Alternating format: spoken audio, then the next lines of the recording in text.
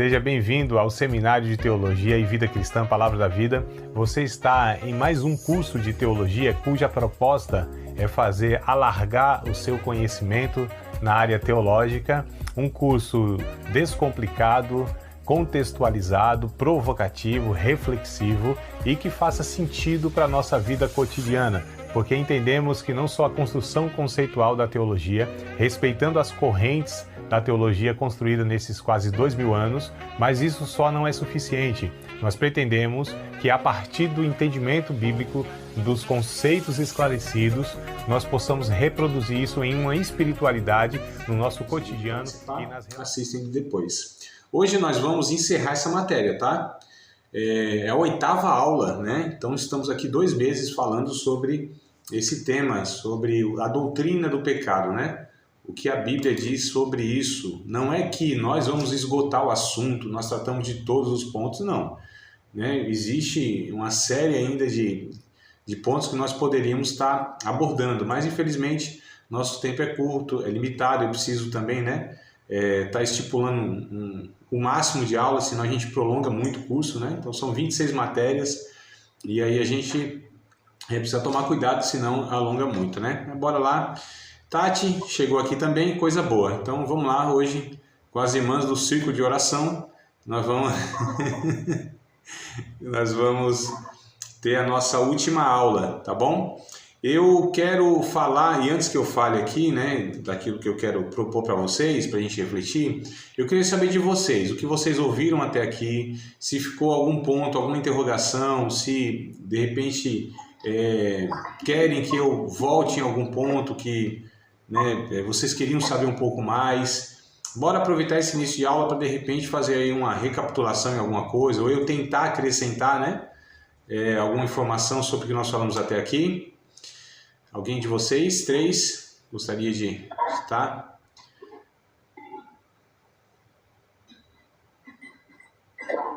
Não? Então tá bom. Então vamos para frente, né? Então vamos para frente.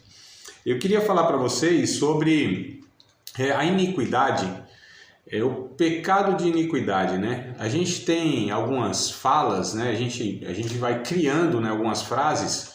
E a gente às vezes não pensa nessas frases que a gente fala automaticamente, né? E tem muita coisa que é falada e quando a gente vai refletir não é bem assim, né?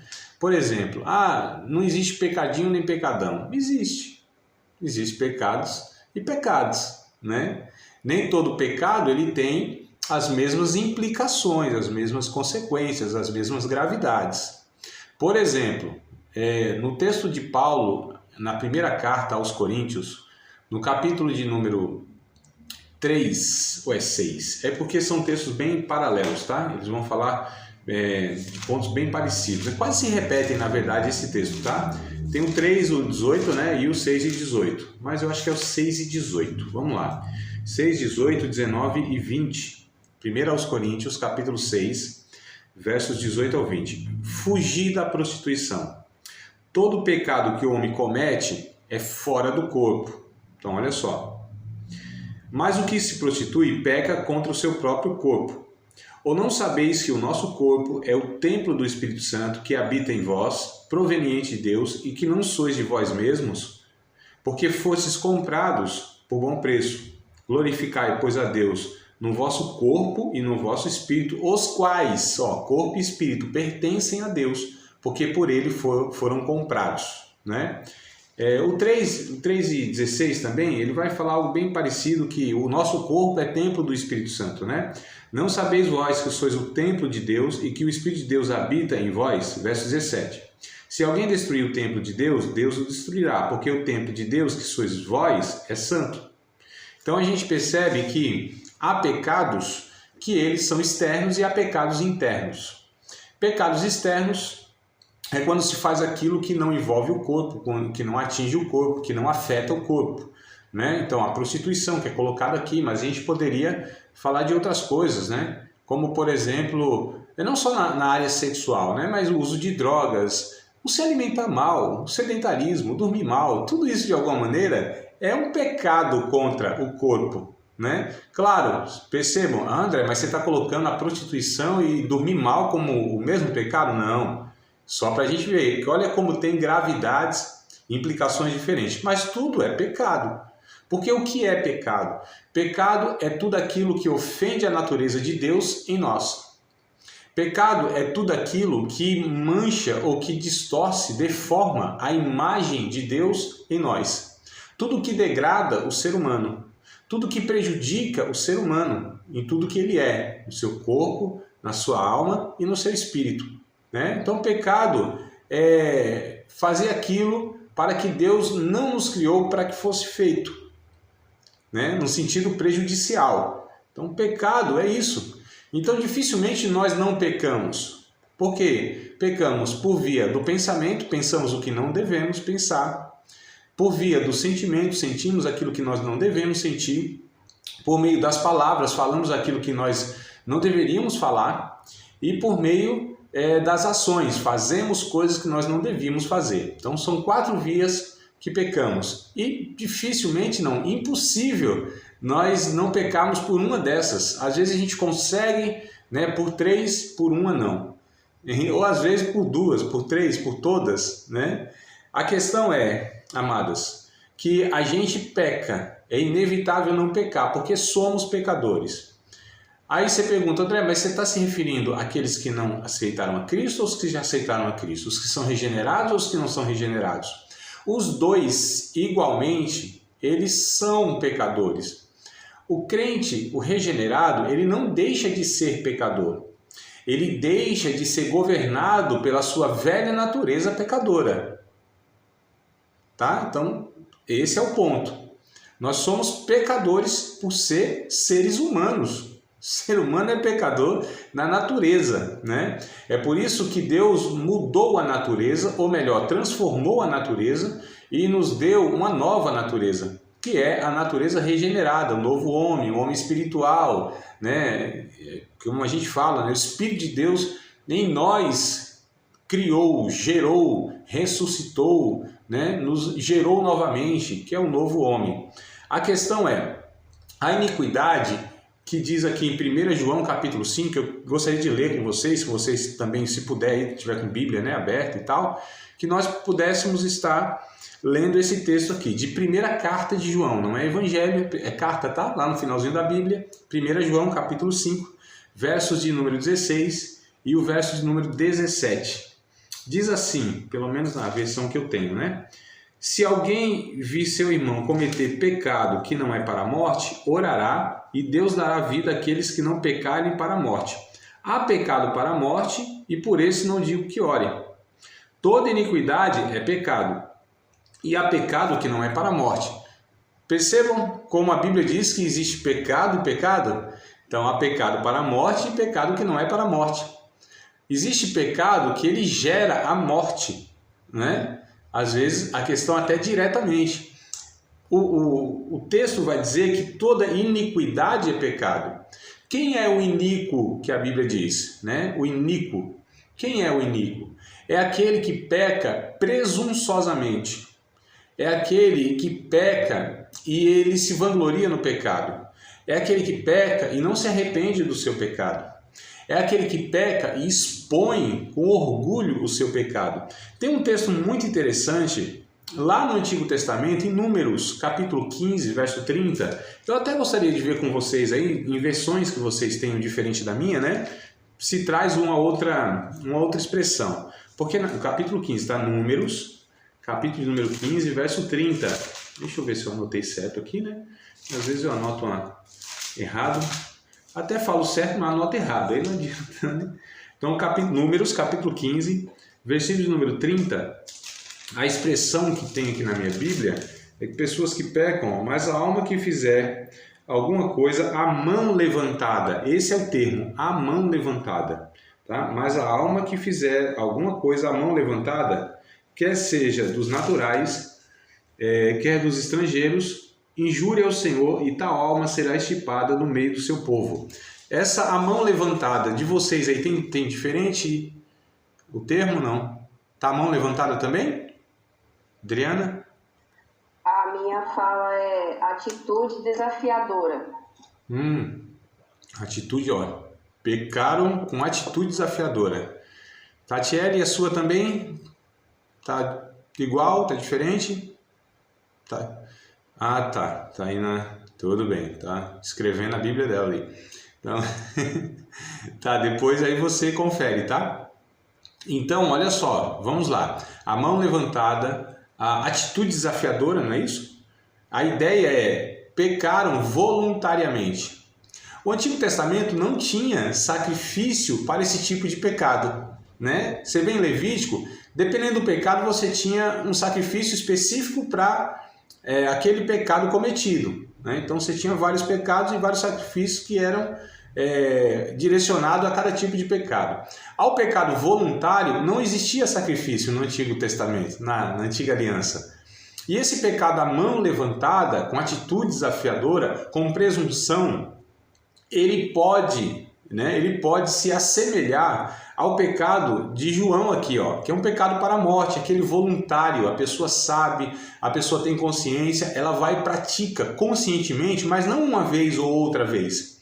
Isso é um estilo de vida que a pessoa assume. Lembra do pecado de blasfêmia contra o Espírito Santo? Pecado de blasfêmia contra o Espírito Santo é quando a pessoa tem uma experiência profunda com Deus, tem um conhecimento exato da vontade de Deus, sabe quem Deus é, e mesmo assim ela decide deliberadamente assumir um estilo de vida de pecado, de rebelião contra Deus. Isso é iniquidade. O texto vai dizer que toda iniquidade é pecado e é pecado que é para a morte. Então, pecado de rebelião, né? Que se assemelha ao pecado de blasfêmia contra o Espírito Santo. São aquelas pessoas que premeditam o pecado, que planejam o pecado, mas que têm isso como um estilo de vida.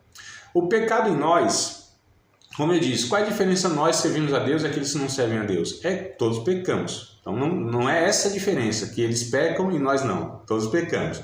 Mas ao pecarmos, nós buscamos em Deus a restauração daquele pecado, nos arrependemos, lutamos para abandoná-los, né? Buscamos em Deus uma restauração de vida. Isso é santificação, é esse processo onde nós vamos, por Deus, sendo transformados no caráter, onde o fruto do Espírito vai sendo em nós moldado, né? Amor, gozo, paz, isso é evidência de salvação, de espiritualidade na vida de uma pessoa. Tá? O caráter sendo transformado. Então, a espiritualidade bíblica, ela não tem como evidência dons carismáticos, né? Então, a gente que é pentecostal, a gente é de linha pentecostal, às vezes a gente pensa que o termômetro da fé de alguém, o termômetro de espiritualidade, a aprovação de Deus na vida de uma pessoa é porque nela se manifestam os dons carismáticos, ministeriais e etc e tal. Não, amados. Porque o próprio Jesus diz que é possível que todos esses dons se manifestem na vida de uma pessoa e no final das contas, Deus vai falar, não conheço vocês, malditos, para o fogo do inferno, preparado para o diabo e seus anjos. Oh, Senhor, como assim? No teu nome expulsamos demônios, curamos enfermos, falamos línguas estranhas e aquela coisa toda e tal. E Jesus, não, mas eu não conheço vocês na relação, né? Não conheço vocês como filhos. Então, olha que perigo. E olha só, quando a gente pega a primeira carta de Paulo aos Coríntios, é a igreja mais carismática de todo o Novo Testamento. A igreja onde se manifestava mais intensamente todos os dons espirituais. E apesar disso, Paulo diz, vocês são carnais, vocês são meninos em Cristo, há entre vocês pecados que nem entre os pagãos a gente vê, a gente ouve dizer que eles praticam. Olha só, eles eram crentes imorais, apesar de serem usados pelo Espírito Santo. Então a gente precisa ter muito cuidado nessas avaliações, esses critérios, nesses termômetros que nós colocamos, tá? Mas a questão é a rebelião, essa identidade de pecado. Então nós pecamos por acidente, não por planejamento, não por proposta de vida, não por hábito, tá? Não por assumir um estilo de vida. Isso já não nos cabe mais. A gente já não se conforma mais com isso. Há dentro de nós um espírito, e esse espírito, ele é santo. Ele aplica a obra de Jesus na nossa vida, que é de nos purificar dos pecados, de nos perdoar e também de moldar em nós a natureza, o caráter e a identidade de Cristo. Tá? Então, só para a gente entender toda essa dinâmica aqui. E aí é interessante que a salvação ela vem de uma forma externa, ou seja, não somos nós, né, que causamos a salvação, que buscamos a salvação. Jesus, lá em João capítulo 15, se não me falha a memória, verso 16, alguma coisa assim, ele disse: não foi vocês que me escolheram, foi eu que escolhi vocês e vos nomeei para que vocês possam ir e dar muito fruto, e o fruto de vocês permaneçam. Não fomos nós que escolhemos a Deus. A salvação não veio porque eu me inclinei a ela, porque eu busquei a Deus. Não, amados. Jesus, ele veio salvar, né? Libertar e salvar, veio salvar e buscar todo aquele que se havia perdido. Então esse é o texto que eu estou buscando na memória aqui, me parece que é Lucas 15 e alguma coisa, 12, 15, não, 12, 15 não é não, mas deve ser 19 15, tá? Lucas 19, 15, vocês vão conferindo aí, me ajudem se eu errar aqui nas referências. A questão é que Jesus veio foi Deus que enviou Jesus, e Jesus veio para nos resgatar. Nós estávamos perdidos. Efésios capítulo 2, verso 1. Vocês estavam perdidos, mortos nas suas ofensas e nos vossos pecados. Ele vos vivificou, ele vos salvou, pela graça sois salvos, que é esse favor imerecido de Deus. Na próxima matéria, né, semana que vem, se Deus quiser, nós vamos iniciar a matéria soteriologia, a doutrina da salvação. Então nós estamos estudando até hoje a doutrina do pecado. E aí nós vamos estudar a doutrina da salvação, né? São dois aspectos de perspectivas diferentes, né? O pecado e a salvação. Então a gente entende que a salvação vem de uma forma externa. E a salvação não é mudar a pessoa externamente em comportamentos, é transformar a sua natureza, né? É algo profundo. A gente fala de natureza, na raiz, não são hábitos apenas, né? Não são comportamentos apenas. Não é um adestramento para a pessoa fazer tudo certinho. É uma natureza que foi em nós gerada, que agora clama Abba Pai, que agora deseja, tem uma inclinação para honrar a Deus, que ama a Deus, que não só deixou de fazer o pecado, mas agora busca fazer aquilo que honra a Deus. Não só é aquele que não peca mais, é aquele que agora tem nojo, tem asco, né? Na minha terra diz ojeriza, tem ojeriza do pecado, tem asco do pecado, né? Não é aquele só que, eu não faço, mas cada um faz o que quer. Não, eu não faço, e quem faz o que Deus não quer que eu faça, nem ele faça, isso me traz indignação, isso me traz incômodo, isso me entristece. Então não é só eu não faço, é ver alguém fazendo e aquilo traz-me um incômodo, né? Então assim, a gente precisa entender que, por exemplo, a respeito do ladrão, que é o que Paulo dá o exemplo lá em Efésios capítulo 4. O ladrão, qual é a evidência da salvação para o ladrão? Ele deixou de roubar? Não é só essa também. Mas agora que esse ladrão trabalhe com as suas próprias mãos e agora reparta o que ele tem com outro. Olha como Paulo mostra, exemplifica, né? Então, tipo assim, o que o ladrão fazia? Roubava dos outros. Ele não rouba mais, né? Tá, isso, coisa boa, né? Deixou de roubar, porque a identidade dele, mas não é ladrão. Agora, o que o ladrão precisa fazer? Trabalhar, e o que ele tem agora é repartir com o outro. Então, não é só não pegar o que é do outro, é pegar o seu e repartir com o outro. Então, não é só deixar de fazer tais coisas, né? É fazer outras coisas. A gente fica muito naquele negócio, não pode, né? Mas a gente precisa entender o que pode. O que pode bom, o que a Bíblia chama de dar fruto, né? Qual é o fruto que a gente pode produzir? Eu não faço mais aquilo, tá? Mas não faz mais aquilo, mas não dá fruto? Não expressa o caráter, a natureza de Deus? Não manifesta as virtudes do salvo? Diga, Tati. Professor, inclusive, né? Igual eu estou lendo Lucas. E é isso, na passagem que aquelas pessoas que estão sendo batizadas, elas perguntam exatamente isso, tipo, elas eram batizadas, né, e João fala, né, vocês estão sendo batizados só para serem salvos, aí eles perguntam, mas o que eu faço agora, né? Uhum. Aí ele fala exatamente isso, se você não cobra o que é, mas então há uma ação do salvo, né, e não só, então, beleza, mergulhou ali e vai embora, não, o que eu posso fazer agora, né, no caso, a mudança, né? Então, eles perguntam o que eles podem fazer, né? Então, é igual esse caso que você está falando aí. Exato, exato. Belo exemplo. Porque, na verdade, vão até João Batista. Eu acho que essa passagem você está se referindo, né? Vão até João Batista. João Batista, o que eu preciso fazer para ser salvo, né? Ou o que eu preciso fazer agora, na verdade, não é para ser salvo. Mas o que eu faço, então? Né? Porque você está falando para a gente se arrepender. Mas o que é o arrependimento em si? Fala, então, você que é soldado, né? O PM lá de Roma, né? Então, você não maltrate ninguém. Você não aceite corrupção, se contente com o vosso salário, né? Aí João Batista, o que eu preciso fazer? Você tem 2 capas, 2 túnicas? Reparte com o outro. Então, é o que você tem. Né? Então, o Zaqueu, por exemplo, né? Bem semelhante, Jesus entra na casa de Zaqueu, vai entrar na casa de Zaqueu, nem chegou a entrar, me parece o texto lá. E Zaqueu disse, opa, calma aí. Senhor, se eu prejudiquei alguém, eu vou restituir. Aí Jesus, opa, entrou salvação nessa casa. Olha a consciência da pessoa que foi transformada. Não é que entrou salvação por causa do ato dele, mas a consciência dele mudou. É o que eu quero falar, inclusive, aqui, essa consciência transformada. Esse entendimento que é outra categoria que a gente pensa agora.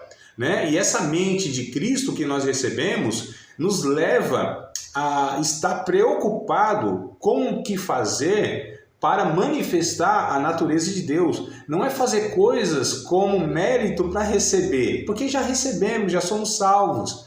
Eu acho que eu postei ontem, acho que foi ontem um textozinho lá, eu escrevi 2 coisas ontem lá que eu nem lembro exatamente agora, acho que eu misturei aqui na cabeça, né? Mas sobre essa questão da gente fazer as coisas como para ser recompensado. Não, a gente faz porque nós temos o entendimento de que fomos abençoados. Não é para ser abençoado, não é para ser salvo, não são as obras. É natural de quem é salvo dar fruto, né? E a gente precisa entender o privilégio, a gente precisa entender e fazer com senso de gratidão, né, amados? Então, amadas, então a gente entende justamente essa questão, né? O pecado, ele nos faz viver para nós. A salvação em Deus nos faz viver para o outro. Isso é viver para a glória de Deus, né? Quer comais, quer bebais ou façais qualquer outra coisa, façais para a glória de Deus. Então, o que é fazer para a glória de Deus? É quando a gente expressa a natureza de Deus, o caráter de Deus, né? É evidência de que o pecado já não nos domina, porque o pecado desconfigura tudo isso em nossas vidas. Então, esse é o ponto, né? As pessoas falam, não, já que, porque a gente vai nos extremos, né? Então, André, você está falando que a Bíblia diz que eu posso fazer um monte de coisa e isso não vai alterar em nada sobre a minha salvação, não vai acrescentar nada que Jesus já fez, né? Então, assim, eu fico ouvindo, amadas, algumas coisas que é assim, você precisa dar dinheiro para ser abençoado, porque se não for ofertante, for dizimista, você não vai ser abençoado por Deus. Você precisa quebrar a maldição, senão o negócio não vai andar na sua vida. Você precisa de cobertura espiritual, né? Senão você não consegue. Eu falo, meu Deus, o que Jesus foi fazer na cruz do Calvário? Se eu preciso fazer tudo isso, o que Jesus foi fazer lá? Se a obra de Cristo não me resolve essas coisas, né? Então essa questão, e aí vai para o extremo, então André, eu não preciso fazer nada para, não precisa fazer nada para, eu faço por quê, não é para quê, é por quê, eu faço não é para ser abençoado, para ser salvo, para agradar a Deus, eu faço porque pertence à minha natureza, porque fui abençoado, porque fui salvo, porque fui... então eu já fui, Deus me abençoou. Então tudo que faço agora é como resultado de quem Deus está formando em mim. É simples assim, né? E aí a gente entende que isso vem, como eu falei, de uma forma interna, não de uma forma externa. Só um momento aqui, amados. Eu esqueci de colocar na tomada o tal do computador aqui. E daqui a pouco o trem apaga aqui e sobe todo mundo. Vamos ler um texto lá em Provérbios, capítulo 4. Verso 23. As pessoas elas falam assim, Jesus só quer o coração. Só que as pessoas que falam isso, elas não têm um entendimento do que é o coração, biblicamente falando, né? No que representa o coração. Os antigos, eles tinham um entendimento que o coração era o centro da vida da pessoa. Seus pensamentos, seus desejos, é o centro da vida. Então, quando a pessoa diz assim, Deus só quer o coração, tá certo, Deus quer tudo. Não é só o coração como um sentimentozinho, Deus sabe do meu coração. Não, Deus quer tudo. Porque se a gente está falando que Deus quer o coração, é tudo. E o coração refere-se de fato ao mais íntimo do ser humano, tá? Então, a Bíblia tem essas figuras de linguagem, né? A gente chama de expressão idiomática. Então, no idioma bíblico, né, Antigo e Novo Testamento, hebraico e grego, o coração refere-se, via de regra, tá? Tem as exceçõezinhas lá, um texto ou outro, que não é exatamente esse sentido, mas em grande parte é. E esse que eu estou pegando aqui, Provérbios 4, 23, por exemplo, é isso. Olha só, de tudo que se deve guardar, guarda o teu coração, porque dele procedem as saídas da vida. Eu estou pegando de memória aqui, tá, amadas? Se não for, vocês me corrijam o versículo, a referência. Mas é isso mesmo, né? Tá bom, né, Adriana? Então, olha só. De tudo que você deve guardar, guarda o quê? O teu coração, porque é dele que procede as saídas da vida. Então, é o mais íntimo do ser humano, é o coração, né? Jesus disse, olha, o que contamina o homem não é o que entra na sua boca, é o que sai da sua boca, né? Porque é no coração do homem que estão as maledicências, a prostituição, a cobiça, a violência, o homicídio, etc. e tal. Ou seja, no mais íntimo do ser humano, que é esse coração. E nesse entendimento aqui, em Ezequiel, há uma profecia que Deus faria futuramente. Isso a gente vai ver que se cumpre lá, que o Novo Testamento, em Hebreus, vai falar que isso de Ezequiel é uma realidade que Jesus veio trazer. Então, em Ezequiel capítulo 36, verso 26, me ajudem aí, porque eu estou aqui na memória mesmo, não está nada escrito aqui não, tá? Se não for, vocês vão me corrigindo, né? Porque a gente fala até o certo, mas dá a referência errada, né? Eu vou fazer os dois, a referência e a citação certa. Onde o profeta Ezequiel diz que Deus, né, futuramente tiraria um coração de pedra. É isso mesmo, eu estou acertando, então hoje tá bom, né, Adriana? Que bom. Tiraria o coração de pedra e daria um coração de carne. Olha que coisa interessante. Então, coração de pedra, até a gente tem esse ditado, né? O fulano tem um coração de pedra. Por quê? É insensível, né? Uma pessoa insensível. Então, o que Deus estava dizendo, vou tirar a insensibilidade de vocês, né, no âmbito espiritual, e vou dar para vocês um coração sensível, um coração que me ouça, que me sinta, que me ame. Então, olha só, era Deus que ia dar, né? Então, tirarei de vocês esse coração de pedra e darei um coração de carne para vocês. Colocarei em vós o meu espírito.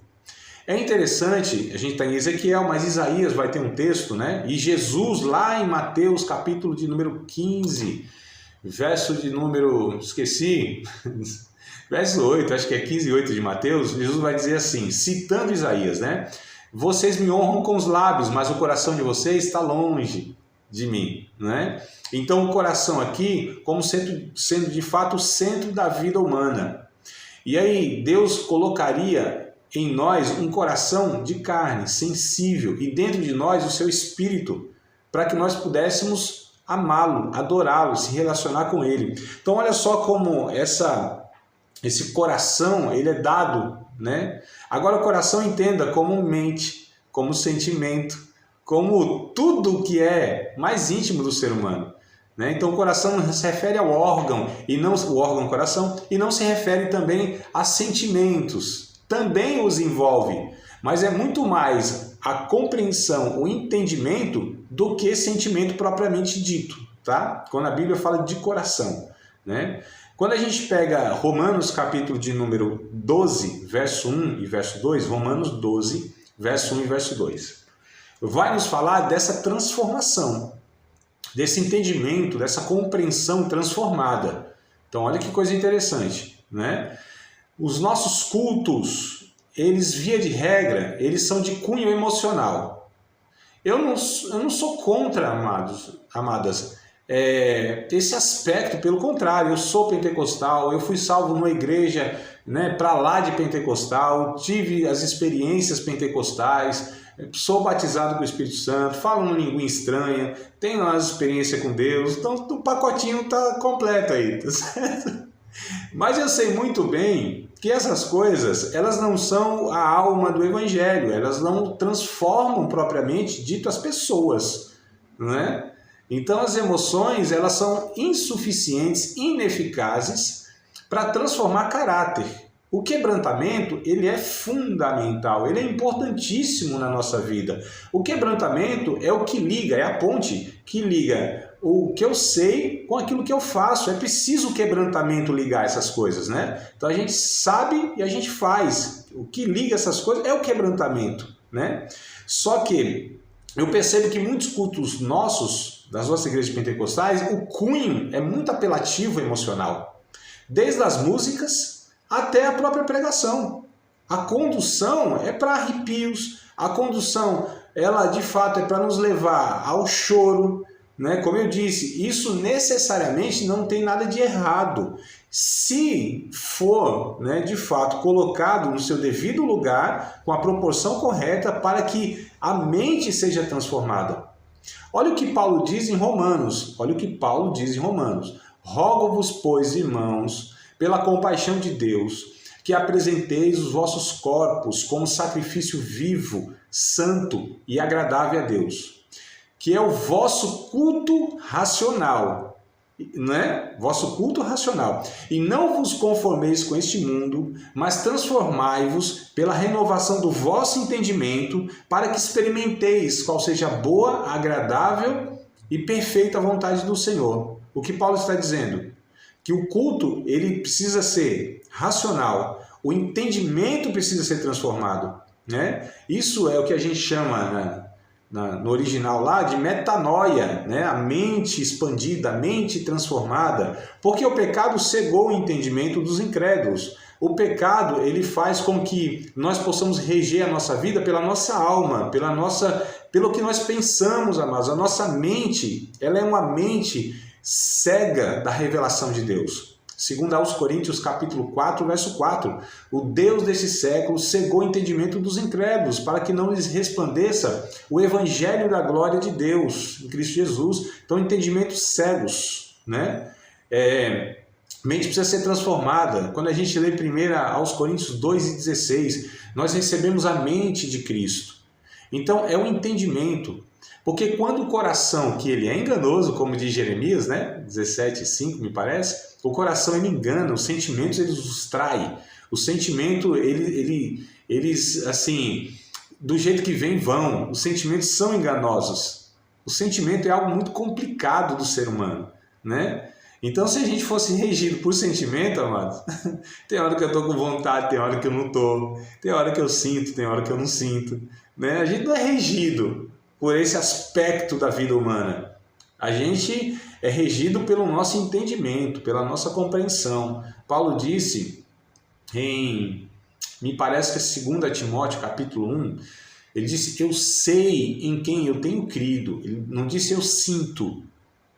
Então a gente é latino, a gente é brasileiro, a gente é pentecostal, a gente tem essa identidade muito aflorada dos sentimentos, a gente abraça, a gente beija, a gente gosta de estar junto, a gente é expansivo, a gente gosta de carnaval, a gente gosta de samba, a gente gosta de tudo que é muito, né?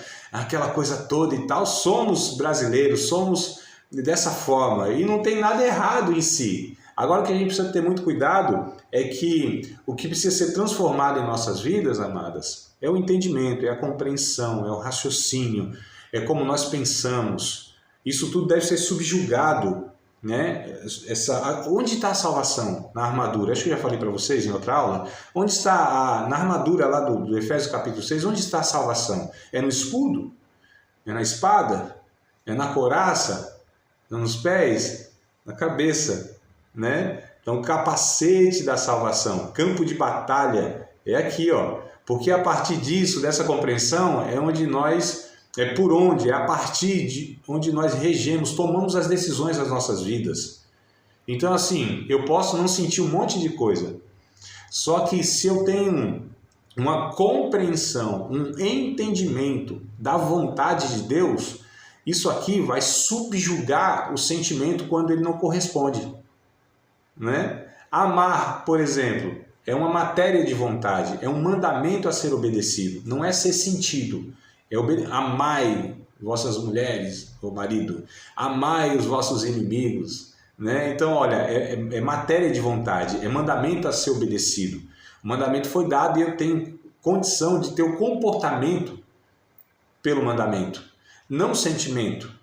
Porque o sentimento, ele não pode jamais decidir.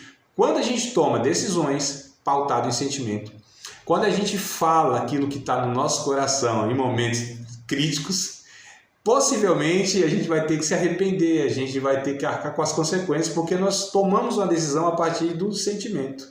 Ou nenhuma de vocês nunca tiveram uma experiência dessa para confirmar comigo que é bem dessa maneira? Não é? É claro que é. A gente sabe que é.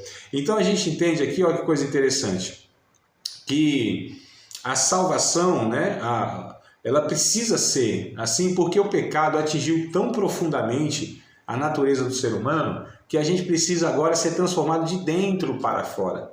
Então o pecado nos estragou por dentro, embora tenha nos preservado, entre aspas, com um rótulo, né, ainda bom, um rótulo que talvez tenha alguma aparência de coisa boa. Então a imagem ficou, né, externa, estética, ficou um rótulo e tal, e a religião consegue até dar um brilho a mais nisso, né? E tal, dependendo do cabelo, dependendo da cara, dependendo da roupa, dependendo do trejeito, dependendo da vozinha, isso fala, eita, é Deus, hein?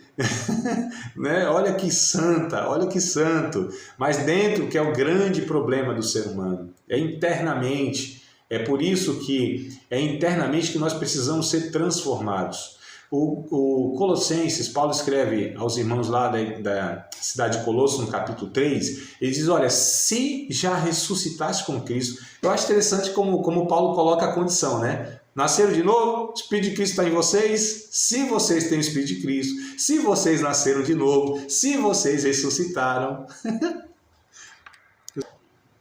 Eu quero voltar em Colossenses, tá? Colossenses capítulo 3, que é o que eu estava citando, né? Portanto, se já ressuscitaste com Cristo, buscai as coisas que são de cima, onde Cristo está sentado à destra, né? À direita de Deus. Pensai nas coisas que são de cima e não nas que são da terra.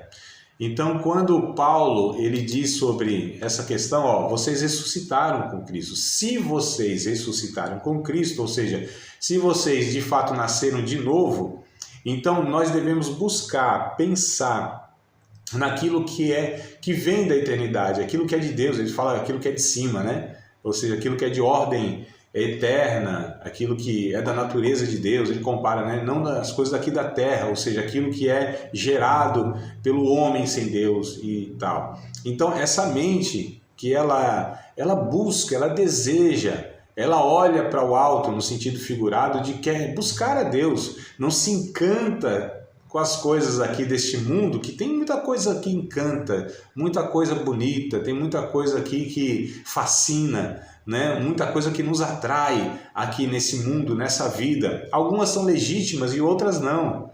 Eu não sei se eu falei para vocês essa ideia, mas olha como essa frase ela parece ser muito boa.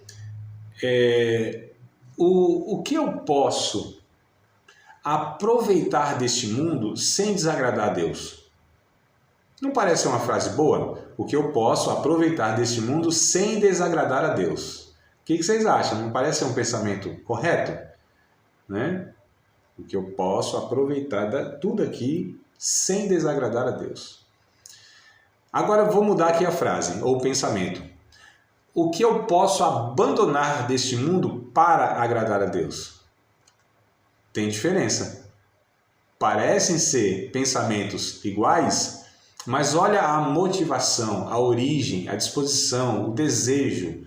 Não é aproveitar aqui como, tipo assim, alguns me perguntam assim, André, até onde pode? Isso pode? Essas perguntas são recorrentes de todos os alunos, né? O que pode? Porque eu acredito que muitos querem saber até onde podem ir, qual é o limite? Qual é a linhazinha assim, ó, que eu posso caminhar em cima dela, né? Qual é o fio da navalha que eu posso pisar assim, ó? Então quer ir até o limitezinho, né? André, até onde eu posso ir? O que eu posso fazer? Né? E tal, sempre nessa... Até onde eu quero aproveitar o máximo aqui, eu quero ir bem na linhazinha onde divide, assim, ó. o que honra a Deus e o que não honra, o que é pecado e o que não é. Eu quero andar em cima da linha assim, ó, e tal, né? Às vezes tem essa questão. Nós precisamos entender que o pecado, ele sempre nos levará distante de Deus. O pecado, ele vai sempre trabalhar naquilo que eu tento justificar dentro aqui, ó, da minha cabeça. Sempre, amados.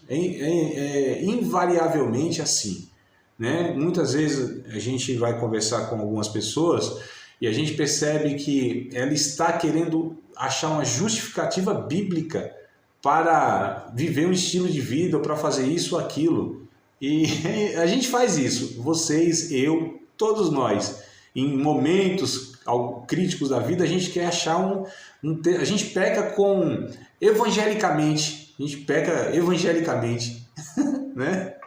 A gente peca, assim, biblicamente peca, né? A gente busca a justificativa bíblica, a gente é muito bom em fazer isso, né? A gente conhece a Bíblia, então a gente vai pegando texto bíblico ainda e para falar, olha, é assim, é assado e tal, olha o que a Bíblia diz, sempre tentando fazer com que ela se adapte àquilo que eu quero no momento.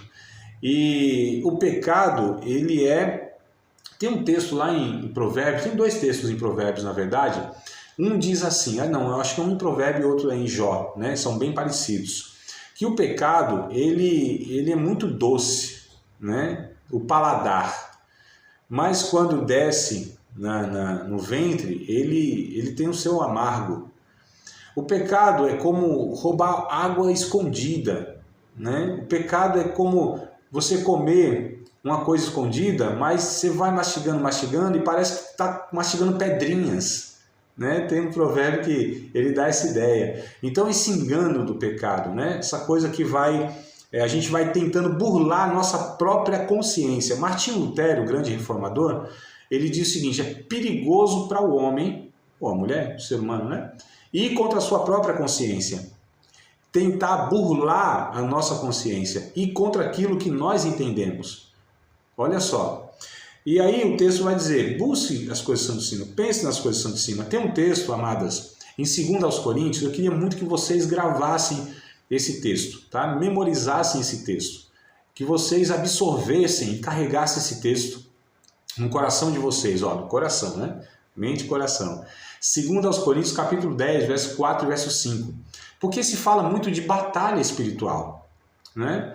Se fala muito nessa questão de batalha espiritual e de Satanás e demônio e tudo mais e aquela coisa toda. E não é que eu desconsidero isso. Pelo contrário, o próprio apóstolo Paulo, um capítulo depois, no capítulo 11, ele vai dizer, eu não ignoro os ardis de Satanás. Eu tenho medo que Satanás engane vocês como a serpente enganou a Eva lá no Éden, né? Então a gente não ignora essa questão. Mas olha como Paulo, ele traz essa responsabilidade humana para si e tenta passar isso para os irmãos.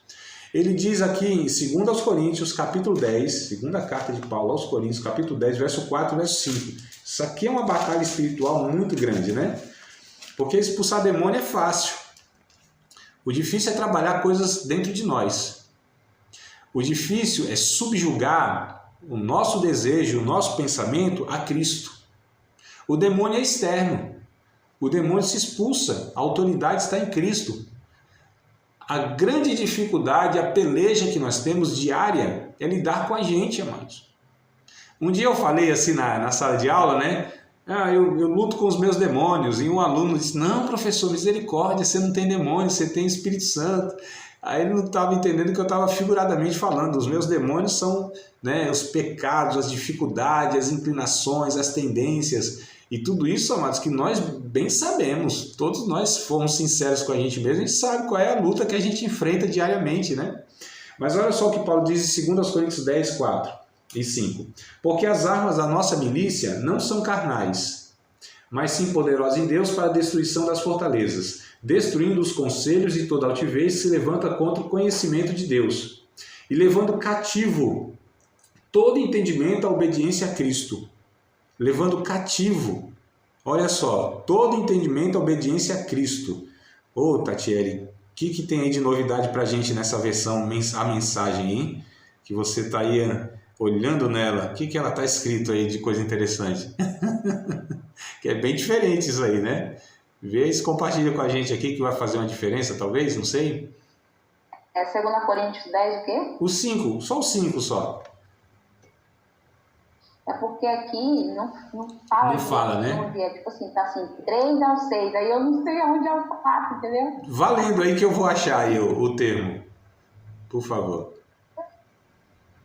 Né? Aí começa do 3. Eu sei que o Isso. 3 tá aqui, né? Aí, o mundo é sem princípios, é uma selva lá fora, ninguém joga limpo. Mas o cristão não vive nem age desse modo. Nunca nos comportamos assim, jamais o faremos. Aí eu acho que agora. As ferramentas que usamos não são para a propaganda da manipulação, Isso é o mas 4. para demolir essa cultura dominante corrupta. Isso, agora vem o 5. Agora vem o 5. Pode continuar. Usamos as ferramentas poderosas de Deus para esmagar filosofias pervertidas, derrubar barreiras levantadas contra a verdade de Deus, encaixar todo pensamento livre, toda emoção e todo impulso à estrutura da vida mudada por Cristo. Olha só, hein? Nossas ferramentas estão preparadas para limpar o terreno e edificar vidas pela obediência, com a maturidade. Aí já é o 6, mas olha o 5, encaixar o pensamento. Olha que coisa interessante, né? Encaixar o pensamento e as emoções, é isso? Encaixar os pensamentos e as emoções. Olha a estrutura, né? Nessa estrutura espiritual. Então percebam, amadas, como a nossa mente, que é o foco, a nossa mente que deve ser trabalhada, a nossa mente que precisa ser transformada, e a nossa mente que não pode se amoldar a este mundo. A nossa mente aqui é a grande batalha que se trava. É a grande arma que nós temos, que o Espírito Santo quer dar para nós esse entendimento, essa compreensão de quem Deus é, da sua natureza, a sua vontade. E é pelo entendimento. Tem um texto em Filipenses, e eu acabo aqui a minha parte, vou deixar uns 3, 4 minutos para vocês falarem, tá? Mas olha só, Filipenses, capítulo 4, versículo número 8. Paulo diz o seguinte: no demais, irmãos meus, tudo que é puro, tudo que é honesto, tudo que é amável, tudo que é de boa fama, se existe alguma virtude, se existe algum louvor, seja isso que ocupe o vosso pensamento. Depende da versão, né? Nisso pensai. Então, olha só, virtuoso, louvor, tudo que é bom, é produtivo, seja isso que ocupe o pensamento, seja isso que vocês coloquem, nutram o pensamento, a mente voltada a Deus, essa mente que funciona a partir da mente de Cristo, como Cristo pensa. Isso deve ser a nossa busca, a nossa investigação, nosso esforço. Como Cristo pensa, como é a mente de Jesus, como Jesus enxerga isso, vê isso, elabora isso, processa isso, decide isso. Como Jesus sente, qual é o sentimento de Jesus sobre essa situação, sobre essa questão. O que Jesus falaria sobre essa questão aqui? Olha que coisa interessante para nós regermos a nossa vida. Porque o pecado destruiu tudo isso, amados. E a gente vive do jeito que dá na telha. Cada um pensando do seu jeito. E nós não pensamos do nosso jeito. Nós não vivemos do nosso jeito. As rédeas da nossa vida não devem estar nas nossas mãos. Eu penso e aí faço. Não, eu quero saber se o que eu penso é o que Jesus quer que eu pense. É o que ele pensa. O que eu penso não vale de nada. Porque senão eu estou deixando que o pecado reja, governe a minha vida, né? Vocês querem pontuar alguma questão sobre o que nós falamos, ou a aula de hoje, ou sei lá, até aqui? Bora lá. Participe aí um pouquinho. Professor? Sim. Hoje mesmo eu estava pensando sobre, né, isso que o senhor acabou de falar aí, do pensamento cativo a Deus, né, aqui em Coríntios. Eu estava pensando que, assim, eu conheço muitas pessoas que, assim, tem anos de cristão, mas só que é São pessoas que entram e saem da igreja, tipo assim, não peca não, sai mesmo, assim, sabe? Expõe, assim. Aí eu tava pensando assim, né? Eu falei assim, poxa, se realmente, né, todas as pessoas conseguissem entender que a gente tem sim domínio sobre os nossos pensamentos, né? Que essa passagem aqui, eu já tinha visto ela em algum momento, mas nunca sabia que ficava aqui em Coríntios, né? Sim. Que a gente consegue sim levar o nosso pensamento cativo a Deus, porque a nossa mente, na verdade, a nossa natureza, né? Ela é cheia de argumentos. E eu conheço muitas pessoas que, tipo assim, desacreditado, não acredita que consegue, sabe, vencer certo tipo de vontade, pensamentos. Tem pessoas que até já pensam em se suicidar, porque acham que não consegue. Quer viver uma vida com Deus, porém não consegue viver porque os argumentos conseguem falar bem mais alto do que, né, a vontade de Deus e o entendimento da pessoa de levar esse pensamento cativo ao Senhor. Exato, exato. Olha que coisa interessante, Adriana, pegando esse gancho que você deixou. A psicologia, ela não vai falar de sentimento suicida. O termo que a psicologia usa é ideação suicida, né? Ideação, não é sentimento suicida, é ideação, ó. Então, remete de fato à cabeça, à mente, né? A decisão da nossa vida, ela passa pela mente. O coração, sentimentos, a gente não controla sentimento. O sentimento vem, não pede licença e eu não decido se eu vou sentir isso ou aquilo. Isso não está no nosso controle, o sentimento. Agora, o agir, a atitude, a decisão, aí eu posso decidir. Então, às vezes me vem um sentimento ruim a respeito de alguém ou de algo. Agora, eu devo, né, com a minha mente em Cristo, subjugar esse desejo, né, esse sentimento, para fazer aquilo que eu devo fazer. Então, olha como a Bíblia ela nos ensina, ela nos mostra que a salvação ela nos dá um domínio próprio. E o domínio próprio não é deixar de sentir algumas coisas, é deixar de fazer aquilo que muitas vezes o meu sentimento, né, o meu sentimento quer que eu faça, mas eu não faço, porque eu não sou regido pelo que eu sinto. Eu sou regido pelo que eu sei em Deus, pelo que eu entendo em Deus. Então é por isso que a palavra de Deus ela é essencial para esse processo de desfazer o efeito do pecado nas nossas vidas. A palavra de Deus ela é indispensável para moldar o nosso pensamento, para nos dar esses argumentos divinos. Então isso não vem por oração. A oração é indispensável, sempre vai ser muito bem-vinda e necessária. Só que se a palavra de Deus ela não vir, né, e preencher a minha mente, saturar a minha mente, tem um texto em Colossenses 3,16, diz mais ou menos assim: toda a palavra de Cristo habite em vocês abundantemente, né? Ou ricamente, depende da versão. Toda a palavra de Deus habite em vocês abundantemente, falando entre vós com salmos, hinos e cânticos espirituais, cantando e salmodiando com graça no vosso coração. Então a palavra de Deus ela preenche mente e coração, vida inteira, mas ela deve habitar, morar de uma forma a estar transbordando da minha vida, a minha mente saturada, não há lugar, não há espaço para outra coisa a não ser para os pensamentos de Deus, né? Nisso pensai, buscai as coisas que são de cima. Então olha só como a gente percebe que o pecado ele desconfigurou, é como se fosse um computador que foi desconfigurado, entrou vírus, né? E agora precisa ser trocado o programa. E o programa foi trocado. E a gente precisa colocar agora, alimentar e colocar nesse programa a palavra de Deus. Não tem outra fórmula, não tem outro meio. É a palavra de Deus, ela que precisa nos moldar, nos reger, guiar a nossa vida, né? É por isso que todos os dias nós precisamos ser transformados pela palavra de Deus, pelo ensino bíblico. Não tem outro meio. Como eu disse, a música tem o seu lugar na liturgia, tem o seu lugar na devoção, é muito bom.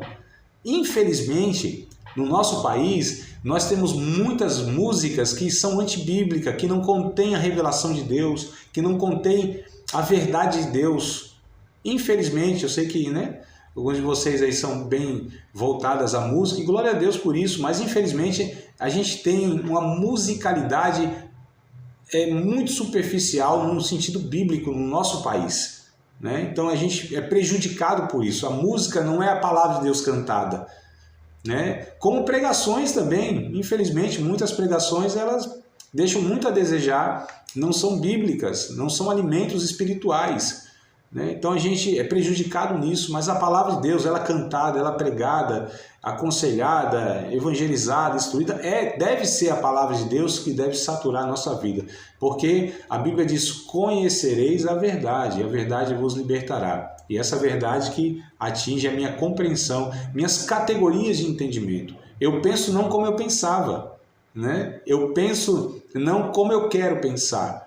Eu devo subjugar essa mente ao Espírito Santo, que me dá a mente de Cristo. E aí me torno homem espiritual, e não homem almático, né? Eu estou falando de 1 Coríntios 2. O homem natural, o homem carnal e o homem espiritual. Então há 3 possibilidades lá, né? O homem carnal é o homem que ainda não é amadurecido em Cristo. O homem natural é aquele que é regido pela sua alma, né? Lá o termo no original dá a entender isso, né? Psíquicos, né? Antropos psíquicos, aquele que é regido pela sua alma, pelo seu entendimento. Então esse homem é natural. O homem carnal, ele ainda também é regido, né, pelos seus desejos e apetites carnais. Agora o homem espiritual, né, o pneumáticos, o termo lá é esse, pneumáticos, pneuma, né, espírito. Então o homem que é regido pelo espírito, no entendimento, na compreensão. Então já não sou eu, não é o meu entendimento, não é o meu achismo, não é como eu aprendi dos meus pais, porque Pedro, no capítulo 1, e eu encerro aqui, tá, a aula nesse texto, de capítulo 1 de 1 Pedro, capítulo 1, verso 18, 19, alguma coisa assim, talvez até o 20 também, vai dizer que nós não fomos comprados com coisas corruptíveis, como prata ou ouro, da nossa vã maneira de viver, que por tradição recebemos dos nossos pais, mas como um sangue de um cordeiro imaculado, incontaminado e tal e tal. Então, essa tradição que recebemos, seja ela religiosa, seja ela cultural, seja ela de educação, né? Seja ela transmitida dentro da religião, a gente precisa ter muito cuidado, porque Jesus veio para desfazer isso, para transformar isso, e para que pudéssemos ser governados, orientados, regidos, guiados pelo seu Espírito, nos dando a sua mente, por meio da orientação da sua palavra. Participar de mais uma aula de um dos nossos cursos, Seminário de Teologia, Vida Cristã, Palavra da Vida. Espero que tenha te abençoado, não só alargado o seu conhecimento teológico, mas que tenha também atingido o teu coração, para que você possa a cada dia mais reproduzir a vida de Deus nas suas relações cotidianas. Se você ainda não é aluno oficial de um dos nossos cursos, se inscreva aqui no contato que vai aparecer do WhatsApp. Também nos siga nas redes sociais, se inscreva no nosso canal, compartilhe à vontade, e Deus